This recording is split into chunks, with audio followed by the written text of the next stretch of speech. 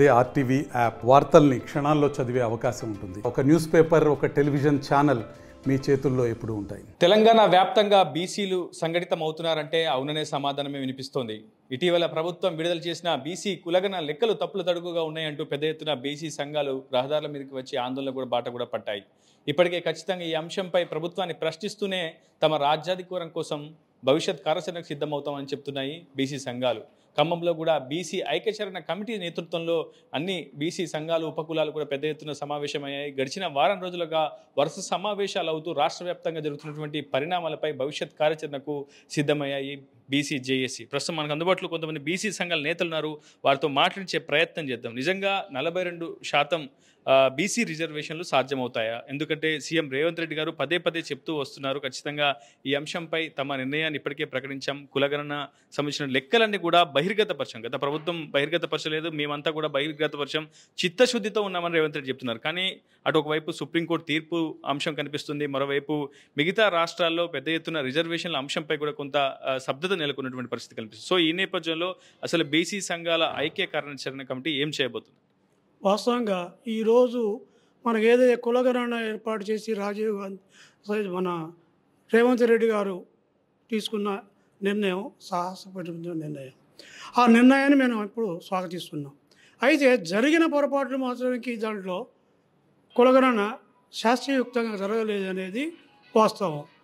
కొన్ని చోట్ల జరగలేదు, కొన్ని చోట్ల జరిగింది అనేది వాస్తవంగా. ఇది 46% బీసీలు, అలాగే 10% ఏమో మతపరమైన ఇంకొక దాన్ని కలిపేసి 56% అనేది తీసుకురావడం అది కరెక్ట్ కాదనేది కుల సంఘాలన్నీ కూడా హోరెత్తు చెప్తున్నాయి.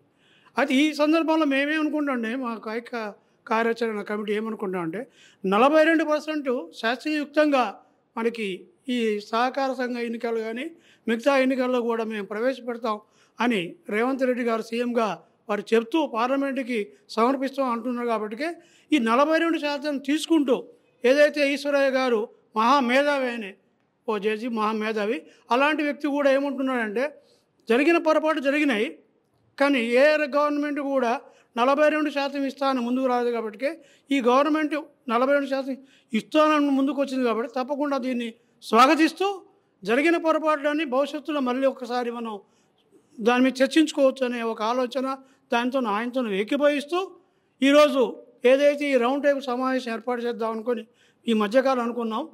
మన ఆర్జీఎస్ కృష్ణ గారి కాలేజీలో కూడా మేము కూర్చోవడం జరిగింది. ఆ తర్వాత మనకి ఈ అసెంబ్లీలో ఏదైతే ప్రవేశపెట్టిందో ఈ రిజర్వేషన్ తర్వాత దాన్ని కొంచెం స్తబ్దత అంటే కొన్ని రోజులు చూద్దాం ఎలా ఉంటుందో అనే ఒక ఆలోచనతోనే ఆగి ఈరోజు ఇక్కడ మనకు మా కాలేజీలో ఏర్పాటు చేయడం జరిగింది. మీరు చెప్పండి ఆర్జేసీ గారు, ఒకవైపు సుప్రీం ధర్మాసనం చాలా స్పష్టంగా గత తీర్పుల్లో వెల్లడించింది 50% మించి రిజర్వేషన్లు అనేవి అమలు చేయడం అసాధ్యం అని చెప్పి కూడా గతంలో సుప్రీం ధర్మాసనం చెప్పింది. కానీ ఒకవైపు ఇప్పటికే ఎస్సీ ఎస్టీల రిజర్వేషన్లు కావచ్చు, ఇప్పుడు ప్రభుత్వం చెప్తున్నట్టు విధంగా 42% రిజర్వేషన్లు, అప్పటికే ఆ లిమిట్ కూడా క్రాస్ అయిపోతున్నటువంటి పరిస్థితి కనిపిస్తుంది. ఒకవైపు రాజ్యాంగం సమానత్వంగా ప్రతిఫలాలు ప్రతి ఒక్కరికి అందాలని చెప్తుంది, కానీ ఇక్కడ చూస్తే కొంత దాన్ని అతిక్రమించినటువంటి సిచ్యువేషన్ కనిపించే అవకాశం ఉంది. ఒకవైపు తీర్మానం చేస్తామంటున్నారు, కేంద్రానికి పంపిస్తామంటున్నారు, ఇదంతా చాలా లాంగ్ ప్రాసెస్ కదా. ఇప్పటికే అనేక దశాబ్దాలుగా ఉద్యమాలు చేస్తూ వచ్చారు బీసీ సంఘాల నేతృత్వంలో, కానీ ఇప్పటి వరకు ఒక క్లారిటీ అనేది స్పష్టంగా లేకుండా పోయింది. ఈసారైనా అది సాధ్యమవుతుందంటారా? అటు న్యాయపరమైనటువంటి అంశాలపై బీసీ సంఘాలు ఎటువంటి మేధోమదనం చేస్తున్నాయి? ఈరోజు తమిళనాడుని సంబంధించి మనం ఈ రిజర్వేషన్ సంబంధించి మనం ముందుగా పాజిటివ్గా ఆలోచించుకోవచ్చు. ఏదైతే ప్రభుత్వం ఇంతకుముందు పెద్దలు చెప్పినట్టుగా ఆ లోపాలు ఎన్నున్నా, అంటే గతంలో సమగ్ర సర్వే కంటే కూడా బీసీని తక్కువగా చూపించారు.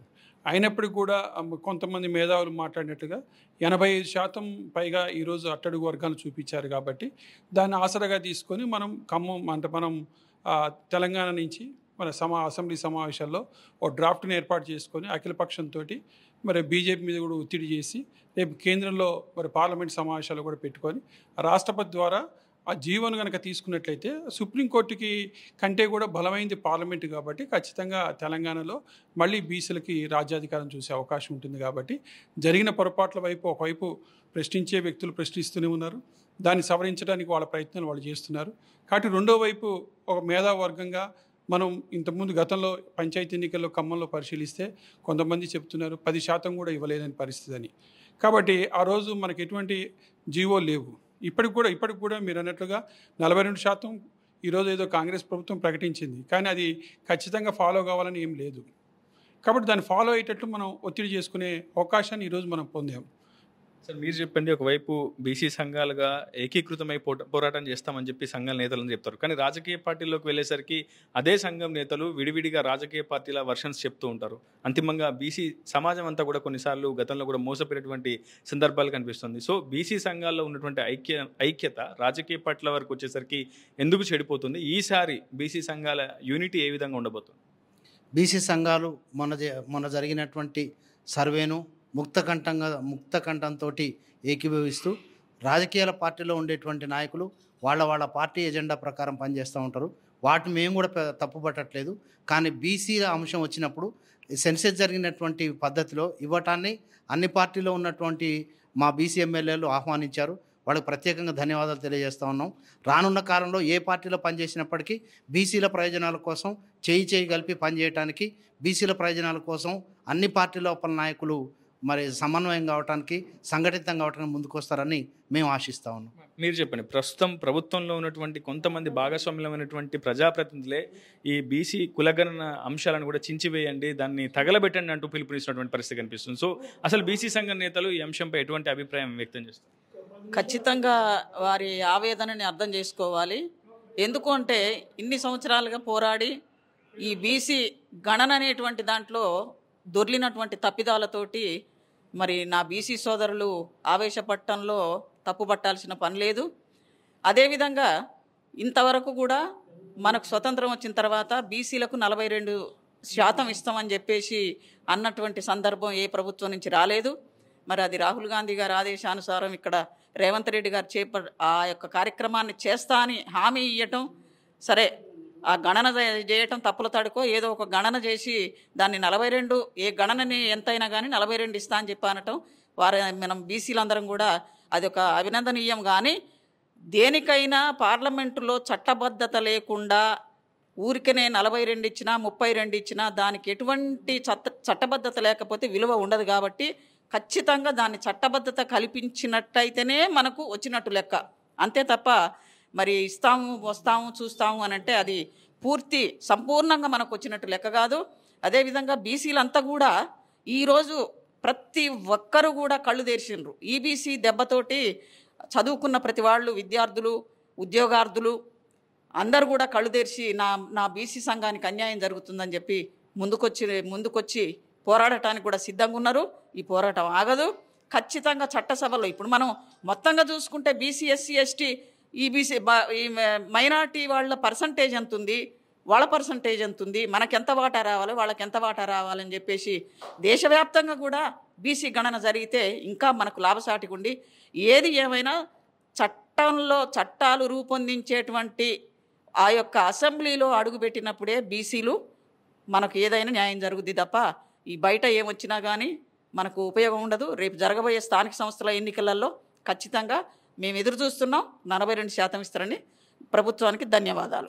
వాటా కోసం ఎంతో కాలంగా కొట్లాడుతూ వచ్చారు. 1931లో బీసీ గణన తొలిసారిగా జరిగింది. ఆ తర్వాత మండల్ కమిషన్ కూడా అనేక సిఫారసులు చేస్తూ వచ్చింది. కానీ బీసీల అంశంపై ఏ ప్రభుత్వమైనా సరే, పేరుకు ప్రభుత్వాలు కావచ్చు, పాలకులు కావచ్చు, దాన్ని ఒక నినాదంగా తీసుకుంటున్నారు.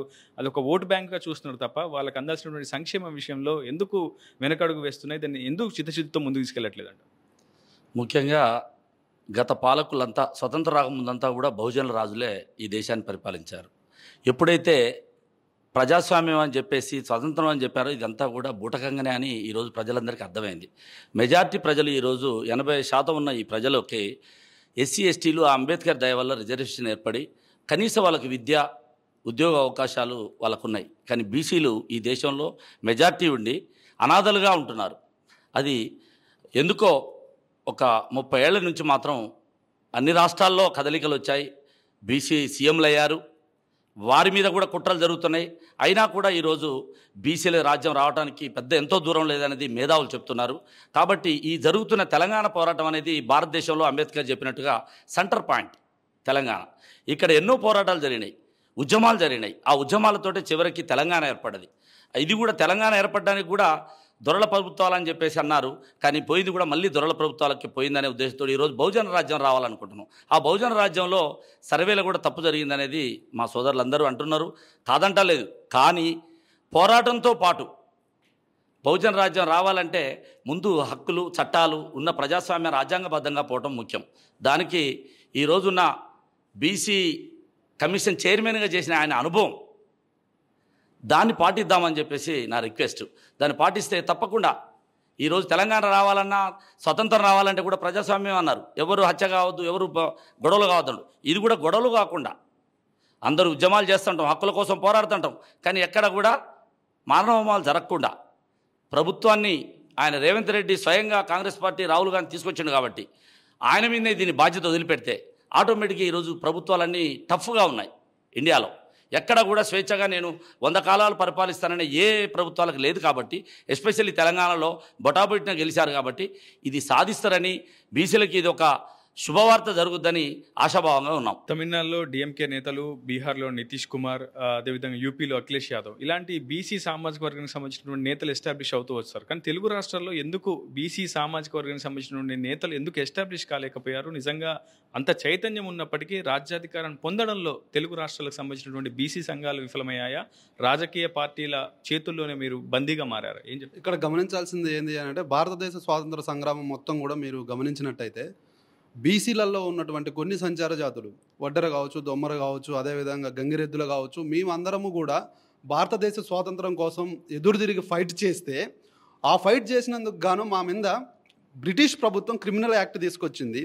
భారతదేశానికి స్వాతంత్రం వచ్చిన తర్వాత, స్వాతంత్రం వచ్చిన 2 సంవత్సరాల తర్వాత జవహర్ లాల్ నెహ్రూ గారు ఆ యాక్ట్ తీసేసి ఆగస్టు 31వ తారీఖు సంచార జాతుల విముక్తి దినోత్సవం చేశారు. అది మీకు నెట్లో కొట్టిన వస్తుంది. భారత ప్రభుత్వం కూడా స్వచ్ఛందంగా చేస్తూ ఉంటుంది. అప్పుడు మేము స్వాతంత్రం కోసం పోరాడుతూ ఉన్నప్పుడు మమ్మల్ని బ్రిటిష్ వాళ్ళు తుపాకీ గుండు వేస్ట్ చేయడం వేస్ట్ అని గండ్రగొట్టలతోని కత్తులతోని మా తలలు నరికితే, ఈనాడు ఉన్నటువంటి ప్రభుత్వం మా జనాభాని గండ్రగొడ్డలతో నరక్కోకోకుండా, గన్నులతో షూట్ చేయకోకోకుండా వాటికన్నా దారుణంగా కూడా లెక్కల్ని తక్కువ చేసి చూపించింది. దీనికి మాత్రం భయంకరమైనటువంటి విచారాన్ని తెలియజేస్తూ ఇంకొక విషయం, ఈ ప్రభుత్వం గత ప్రభుత్వాలతో పోల్చి చూసినప్పుడు 42% పంచాయతీ ఎన్నికలలో ఇచ్చినందుకు రేవంత్ రెడ్డి కలేజాన్ని మేము మెచ్చుకుంటా ఉన్నాం. ఎందుకు అనంటే, ఒక జాతీయ పార్టీలో ఈ 10 సంవత్సరాల కాలంలో ఈ కేసీఆర్ ప్రభుత్వంలో బీసీలకు సంబంధించినటువంటి మీకు చిన్న ఉదాహరణతోనే నేను చెప్తా. వడ్డెర సామాజిక వర్గం ఉంటే, ఆ వడ్డెర సామాజిక వర్గానికి ఒక సొసైటీ ఉంటే, ఆ సొసైటీకి గ్రామ స్థాయి నుంచి ఎంపీ పార్లమెంట్ల నిధుల వరకు ఒక వర్క్ ఏదైనా రోడ్డు వేయడం దగ్గర నుంచి వంతెన కట్టడం వరకు ఇవ్వాలి. కేసీఆర్ ప్రభుత్వం వచ్చిన తర్వాత ఆ సొసైటీని చంపేసి ఇప్పుడు ఉన్నటువంటి మంత్రులు కావచ్చు, పెట్టుబడిదారులు కావచ్చు, రోడ్లు వేస్తారో అన్నీ వేస్తారో, ఈ వృత్తిని నమ్ముకున్న వాళ్ళకి గుట్ట మీద, కంకర మీద, మరం మీద ఉండదు. అదేవిధంగా రాతేండి సామాన్లు అమ్మేవి కావచ్చు, కొన్ని సంచార జాతులకు వెదురు బుట్టలు అల్లే వాటి గురించి కావచ్చు, వీటికి సంబంధించినటువంటి వృత్తులన్నింటిని కూడా ఈ కేంద్ర రాష్ట్ర ప్రభుత్వాలు మా చేతులలో లేకోకోకుండా చేసినాయి. ఏమన్నా ఈ జనాభా లెక్కలలో మా అంశాలను తలెత్తుతాయని చూస్తే, మా వృత్తి మొత్తాన్ని కూడా మా పొట్టలు కొట్టేసి పెట్టుబడిదారులకు ఇవ్వడమే కాకోకుండా, జనన జరుగుతూ ఉన్నప్పుడు ప్రభుత్వం మాకు చేతునివ్వాల్సిన ఉన్నప్పుడు ఆ బ్రిటిష్ వాడికి వ్యతిరేకంగా మేము పోరాడి దేశానికి స్వాతంత్రం తెచ్చిండు, వాడు మమ్మల్ని నరికిండు, చంపిండు, జైళ్ళలో పెట్టినట్టు అర్థం ఉన్నది. అరే నీ అమ్మ, ఈ దేశానికి స్వాతంత్రం తెచ్చి ఈ దేశ అస్తిత్వాన్ని ఇంకా మేము నిలబెడతా ఉన్నాం, ఈ దేశ సంస్కృతిని ఇంకా మేము నిలబెడతా ఉన్నాం, అయినా కూడా మా మీద దారుణమైన వివక్ష చూపిస్తూ ఉన్నారు. దయచేసి రేవంత్ రెడ్డి గారు, మీ కలేజాన్ని మేము మెచ్చుకుంటున్నాం. సంచార జాతులుగా బీసీల గురించి మీరు ఆలోచిస్తూ ఉన్నారు కాబట్టి, మొన్న వచ్చినటువంటి మీ బీసీ కమిషన్లకు కూడా మీరు సవినయంగా వివరించాం. ఏం వివరించడం అని అంటే, బీసీలలో ఉన్నటువంటి పరిస్థితులు వచ్చినప్పుడు సంచార జాతుల్లో ఉన్నటువంటి బీసీ కులాలు యాచక వృత్తిని, అదేవిధంగా ఏ విధమైనటువంటి స్థితి లేదు కాబట్టి వీళ్ళ గురించి ఒక రకమైనటువంటి స్పెషల్ డ్రైవ్ని పెట్టమని చెప్పినాం, వీళ్ళకి ఒక కాలము పెట్టమని చెప్పినాం. మీరు ఇచ్చినటువంటి మ్యాప్లో 13వ దాంట్లోనూ 14వ తారీఖు ఫస్ట్ పెట్టారు, తర్వాత తీసేశారు. కాబట్టి దయచేసి ఇప్పటికైనా కూడా బీసీల గురించి ఆలోచన చేయండి. ఇవి ఇచ్చినటువంటి దాన్ని ఏదో తూతూ మంత్రంగా కాకుండా రాష్ట్రపతి ముద్ర వేసి ఆమోదాన్ని తెలియజేస్తూ ఉన్నప్పుడు అప్పుడు సంచార జాతుల గురించి కూడా మీరు పెట్టాలని తెలియజేస్తా ఉన్నాం. ఫైనల్గా బీసీ సంఘాలుగా ఎటువంటి డిమాండ్లతో ముందుకు వెళ్ళబోతున్నారు? భవిష్యత్ కార్యాచరణపై ఎటువంటి నిర్ణయం తీసుకున్నారు? భారతదేశ సృష్టి మొదల నుంచి మూల పురుషులు బీసీలే. సంచార జాతులు అనుకోండి, బీసీలు, ఎస్సీ ఎస్టీ అన్ని వర్గాలు కూడా ఈ భారతదేశ ప్రయోజనాల కోసము, ఈ స్వతంత్రం కోసం ప్రతివారు కష్టపడి ఈ బ్రిటిషు చేతుల నుంచి తీసుకొచ్చుకొని నల్ల జాతీయులన్నా తెల్ల జాతీయుల వివక్ష ఉంది, కానీ మన దగ్గర దానికంటే మనకే కుల వివక్ష ఎక్కువ ఉంది. ఆ వివక్ష రూపుమాపడం కోసం ఎక్కడ ఎవరు ప్రయత్నాలు చేయలేదు. ఎవరైనా చేసుకున్న వాళ్ళు ఉంటే ముఖ్యమంత్రి స్థాయి వాడు కూడా ఈ రోజున కనీసం గుడి బడి దర్శనం లేదు, మనం చూస్తూనే ఉన్నాం. ఎందుకంటే రామ్నాథ్ కోవింద్ రాష్ట్రపతి అతన్ని రోడ్డు మీద నిలబెట్టి పూజలు చేశారు. అలాగనే ఈరోజు ప్రస్తుతం ఉన్న ముర్ము ఇది రాష్ట్రపతి, ఆమెను కూడా ఏ గుడిలో కూడా రానియలేదు. అంటే ఇంకా కుల వివక్ష ఉంది, ఇంకా మనుధర్మం నడిపిస్తూనే ఉన్నారు. ఈ బీసీల కోసం ఏదో త్యాగం చేస్తారని చెప్పి చెప్పుకుంటున్నారు. రాహుల్ గాంధీ ఇచ్చిన మేనిఫెస్టోలో పెట్టింది అయితే మేము మొన్న తీర్మానం చేయడం జరిగింది. అలాంటి తీర్మానాల్ని యాక్సెప్ట్ చేసి కేసీఆర్ లాంటి గనుడైన కేసీఆర్ సీఎం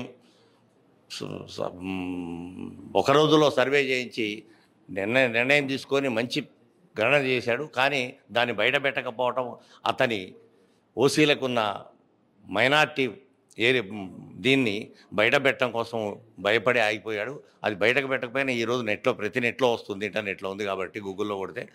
కానీ కేసీఆర్ లాంటి వాడిని కూడా మొనగాడైన రేవంత్ రెడ్డి చేసి మట్టి కనిపించి ఈరోజు ప్రభుత్వం తీసుకొచ్చాడు. కాంగ్రెస్ పార్టీకి ఒక వెన్నుదన్నుగా నిలిచి చేశాడు. కాబట్టి అతనికి రాహుల్ గాంధీ ఇచ్చిన పిలుపు మేర ఏదైతే 42% ప్రకారంగా మనకి బీసీలకి కులగణన చేసి వాళ్ళకి రిజర్వేషన్ కల్పిస్తాడు. కాబట్టి దాన్ని అమలుపరిస్తే ఆ దమ్ము రేవంత్ రెడ్డికి ఉందని అనుకుంటున్నాం. ఈ కులగణన చేయటం మా బీసీలకు కూడా ఎంతో కూడా ధైర్యం. ఎందుకంటే స్వతంత్రం వచ్చిన దగ్గర నుంచి మమ్మల్ని వెనకబడి ఉంచుతున్నారు.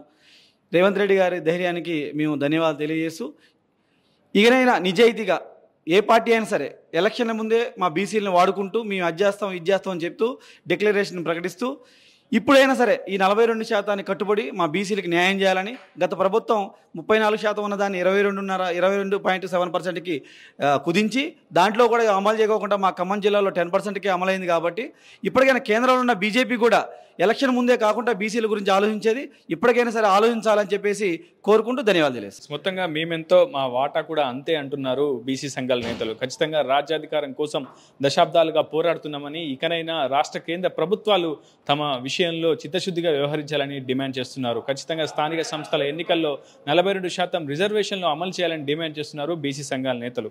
ఇది వీడియో స్నేహితులతో రిపోర్టర్ ఉదయ్, RTV ఖమ్మం నుంచి. మరిన్ని వీడియోస్ కోసం ఛానల్ ని సబ్స్క్రైబ్ చేయండి. లేటెస్ట్ అప్డేట్స్ కోసం వాట్సాప్ ఛానల్ ని ఫాలో అవ్వండి. ఆ లింక్ డిస్క్రిప్షన్ లో ఉంది.